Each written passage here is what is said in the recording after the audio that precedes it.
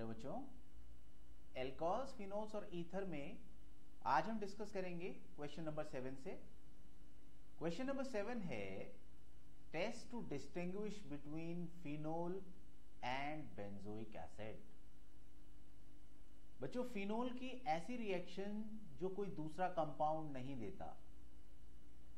पहला, फिनोल में अगर हम ब्रोमीन वाटर डालें तो ये बनाता है 2,4,6 ट्राई ब्रोमोफिनोल। ये हमारा सेकेंड, फोर्थ और सिक्स पोजीशन पे बच्चों यहां मैंने क्या किया, ब्रोमीन लगा दिया। और ये 2,4,6 ट्राई ब्रोमोफिनोल ये होता है बच्चों व्हाइट कलर का। तो कहने का मतलब जिस टेस्ट ट्यूब में हम ब्रोमीन वाटर डालेंगे और ब्रोमीन वाटर डालते ही जिसमें व्हाइट पीपीटी आ जाएंगे वो हमारा फिनोल होगा, और जिस कंपाउंड में कोई बदलाव नहीं आएगा वो हमारा अदर कंपाउंड होगा। जैसे यहां पर हमने क्या लिया हुआ है, यहां बेंजोइक एसिड लिया है, तो बेंजोइक एसिड में किसी भी तरह का कोई पीपीटी नहीं आएगा। यस बच्चों, एक और सेकंड टेस्ट है इसका। सेकंड टेस्ट है अगर फिनोल में हम क्या करें, न्यूट्रल फेरिक क्लोराइड डालें तो ये आयरन फिनोल से रिएक्ट करके बना देगा बच्चों एक complex red to purple colour का होता है ये। तो इसका मतलब जिस टेस्ट ट्यूब में रेड टू पर्पल कलरेशन आ जाए वो वाला हमारा कंपाउंड होगा फिनोल, और जिसमें कोई ऐसा बदलाव नहीं आता वो हमारा होगा बेंजोइक एसिड। तो यहां तो मैंने बच्चों ऐसे दो टेस्ट यहां से आपसे शेयर किए जो फिनोल देता है। एक बच्चों टेस्ट जो एसिड देता है वो भी हम शेयर कर सकते हैं। अब वो टेस्ट एसिड देगा, फिनोल नहीं देगा।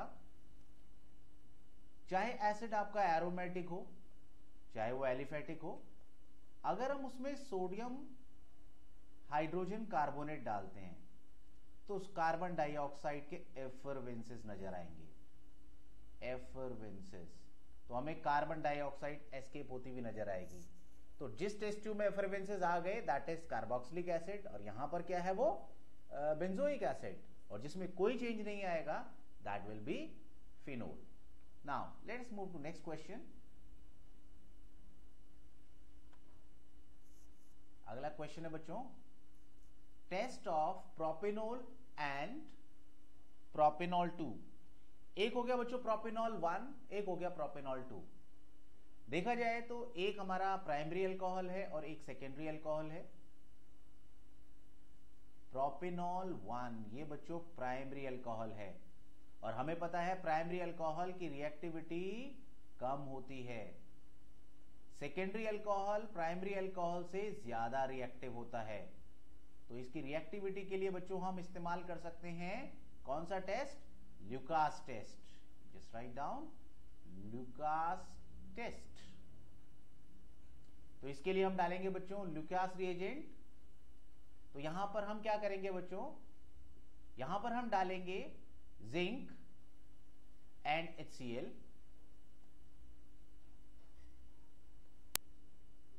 रादर इसको हम बच्चों जिंक क्लोराइड कहेंगे, it will form zinc chloride. तो यहां पर जैसे हमने कहा कि प्राइमरी अल्कोहल की रिएक्टिविटी ज्यादा होती है, सॉरी कम होती है, सेकेंडरी अल्कोहल की रिएक्टिविटी ज्यादा होती है। तो हमने दोनों टेस्ट ट्यूब में ल्यूकास रिएजेंट डाल दिया, ऐड ल्यूकास रिएजेंट। बच्चों प्राइमरी अल्कोहल इतना कम रिएक्टिव है ये बिल्कुल भी रिएक्शन नहीं देगा, तो इसके अंदर कोई भी प्रेसिपिटेट्स नहीं बनेगा। जबकि यहां पर जब हम ल्यूकास रिएजेंट डालेंगे तो OH हट जाएगा और इसकी जगह पर आएगा बच्चों क्लोरीन, और ये रिएक्शन होगी कंपैरेटिवली फास्टर। करीब 5 मिनट का समय लगेगा और 5 मिनट के अंदर इसके अंदर बच्चों प्रेसिपिटेट्स आ जाएंगे। तो यहां पर हम लिख सकते हैं turbidity appears with in 5 minutes. Turbidity appears within 5 minutes बच्चों, appears within 5 minutes। एक बच्चों आयोडोफॉर्म टेस्ट आपने पढ़ा होगा, we also can apply that iodoform test. Iodoform test क्या था? ऐसा कंपाउंड जिसमें CH3CO ग्रुप हो, और अगर अल्कोहल है तो CH3CHOH ग्रुप हो, वो बच्चों आयोडोफॉर्म टेस्ट देता है। आयोडोफॉर्म टेस्ट क्या होता है ये हमने डिस्टिंक्शन में पढ़ा होगा बच्चों। I2 और NaOH डालने से वो येलो कलर का आयोडोफॉर्म बनाता है। तो इन दोनों में से देखो किसके पास ये ग्रुप प्रेजेंट है। ये देखो बच्चों, सेकेंडरी अल्कोहल के पास CH3CHOH ग्रुप प्रेजेंट है। इसका मतलब I2 और NaOH डालने से इसमें येलो कलर का प्रेसिपिटेट बनेगा, जबकि प्राइमरी अल्कोहल में ऐसा कोई भी बदलाव नहीं होगा। तो आप लिख सकते हैं बच्चों CH3CHOH CH3, ये एरो के ऊपर मैंने लिख दिया बच्चों I2/NaOH। इन दोनों को मिलाकर सोडियम हाइपोआयोडाइड बनता है। Even I can write this NaOI also. दोनों में से बच्चों एक ही लिखना है, दोनों लिखने की जरूरत नहीं है। तो यहां पर जो एक कार्बन है इसका तो आयोडोफॉर्म बन जाएगा, और इस तरीके से बच्चों येलो प्रेसिपिटेट सॉल्यूशन के अंदर नजर आएंगे, जबकि बाकी के रिमेनिंग कार्बन एटम का बन जाता है सॉल्ट। यहां पर 2 कार्बन एटम है तो 2 कार्बन एटम का बन जाएगा सोडियम सॉल्ट। तो इस तरीके से प्राइमरी अल्कोहल में कोई बदलाव नहीं आएगा, और सेकेंडरी अल्कोहल हमारा आयोडोफॉर्म टेस्ट देगा, यानी कि येलो प्रेसिपिटेट्स ऑब्टेन हो जाएंगे। नेक्स्ट क्वेश्चन करते हैं बच्चों, question number 9। It says meta aminophenol is stronger than ortho aminophenol. Meta aminophenol ये है बच्चों फिनोल। बेंजीन के ऊपर OH लगा दिया, this is called as phenol. Meta position पे NH2 लगा दिया, और उसके बाद कंपैरिजन करना है इसको हमें ऑर्थो अमीनोफिनोल से। This is ortho aminophenol, ortho aminophenol, and first one was meta aminophenol. जैसे कि बच्चों हमने फर्स्ट क्वेश्चन में भी पढ़ा कि अगर कोई इलेक्ट्रॉन विड्रॉइंग ग्रुप लगा हुआ हो तो वो क्या करता है, वो एनायन को स्टेबलाइज करता है, एसिडिटी को बढ़ाता है।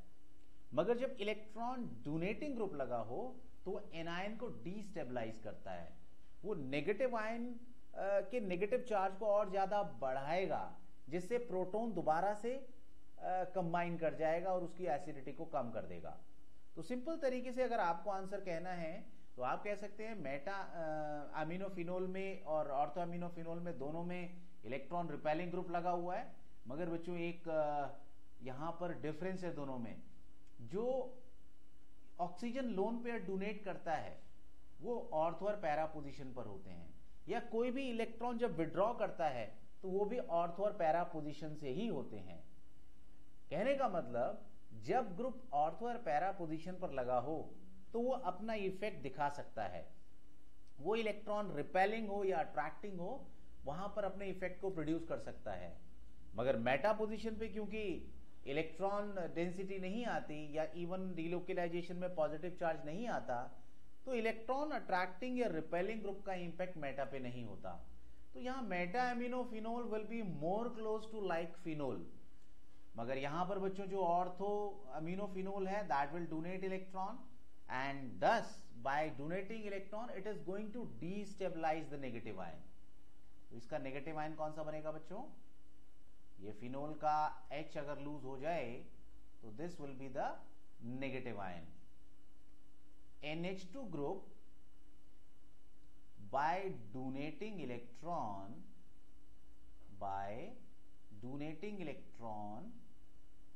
destabilizes the anion, और डिस्टेबलाइज कर देगा तो क्या होगा बच्चों? एसिडिटी बढ़नी चाहिए, कम होनी चाहिए?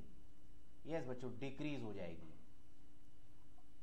और ऐसे ही मेटा अमीनोफिनोल को डिस्कस करें तो यहां पर बच्चों इसका कोई खास इफेक्ट नहीं होगा। तो ओवरऑल अमीनो ने एसिडिटी को डिक्रीज कर दी, तो ज्यादा एसिडिटी किसकी होगी? ऑब्वियसली मेटा अमीनो फिनोल की। पढ़ते हैं बच्चों अगला question. Yes, the question is alcohol acts as weak base. ऐसी क्या बात है अल्कोहल में कि वो वीक बेस की तरह एक्ट करेगा?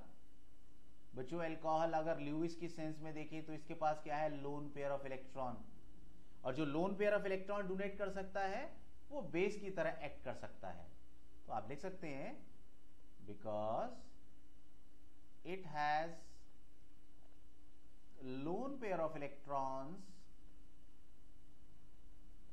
present on oxygen atom which it can donate,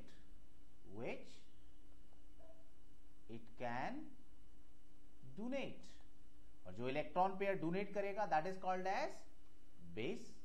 तो इस तरीके से ये बेस की तरह एक्ट कर सकता है। Now the next question is boiling point of ethanol is higher than methanol.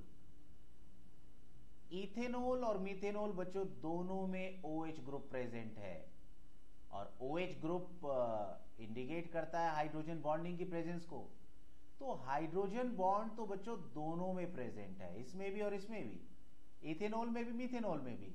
तो फर्क किस चीज का हुआ? फर्क हुआ सिर्फ मास का। किसका मास ज्यादा है? इथेनॉल का मास ज्यादा है। जिसका मास ज्यादा होगा उसमें वैंडरवाल फोर्स की स्ट्रेंथ ज्यादा होगी, और वैंडरवाल फोर्स की स्ट्रेंथ ज्यादा होगी तो उसका बॉइलिंग पॉइंट ज्यादा होगा। तो दोनों में H बॉन्ड है, तो ethanol has greater molecular mass,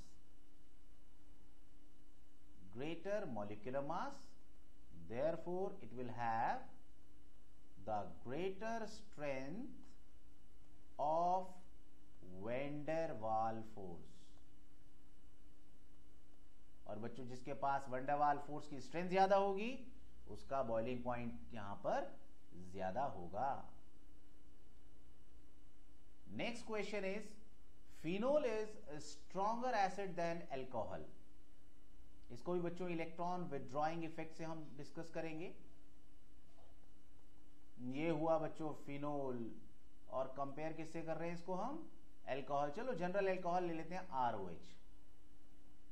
यहां पर बच्चों ये इलेक्ट्रॉन लूज करेगा, सॉरी इलेक्ट्रॉन नहीं, H+ आयन लूज करेगा, तो ये क्या बनेगा? ये बनेगा बच्चों फिनॉक्साइड आयन। और ये जब प्रोटॉन लूज करेगा यानी H+ आयन लूज करेगा तो ये बनेगा एल्कोक्साइड आयन। कौन electron attracting? Yes, benzene is withdrawing in nature, whereas R is electron donating in nature, rather we should say repelling in nature. By inductive effect it will repel electron towards oxygen. तो यहां benzene क्या करेगा? Negative ion को stabilise करेगा, तो ये ज्यादा acidic हो जाएगा।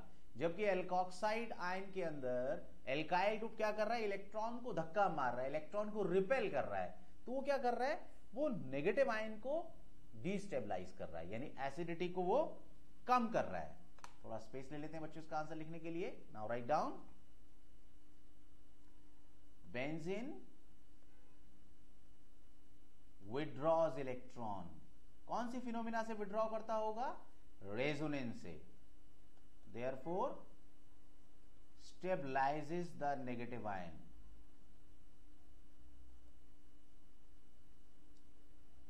जिसकी वजह से एसिडिटी बढ़ जाएगी।